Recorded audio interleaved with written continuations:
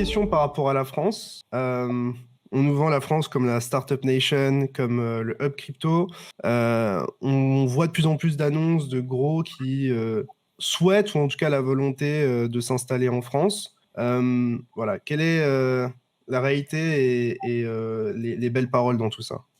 Bah, la France, honnêtement, de mon point de vue et de ceux de clients, alors elle n'est pas particulièrement, c'est-à-dire que c'est pas l'Estonie, effectivement, on a des contraintes réglementaires qui sont consistantes, mais elle a le mérite d'avoir, et on va en reparler aussi sur l'influence commerciale, d'avoir créé un cadre et d'avoir créé de la prévisibilité et de la lisibilité pour les acteurs crypto, avec une réglementation dont on a parlé, qui aujourd'hui constitue un premier step, un step important pour demain obtenir l'agrément MiCA. Donc la France est devenue quand même assez attractive de ce point de vue-là, hein, et honnêtement sur les activités crypto en Europe, on est quand même plutôt bien placé, quoi. Ok.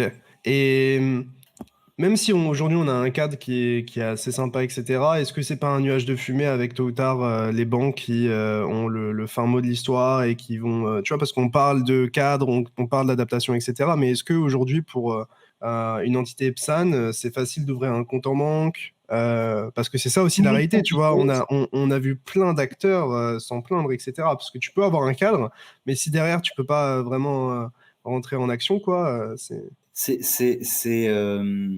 toujours compliqué de la part de certains acteurs, mais en fait, la crypto est en train de s'institutionnaliser quand même petit à petit. C'est-à-dire qu'aujourd'hui, on a des banques qui sont PSAN.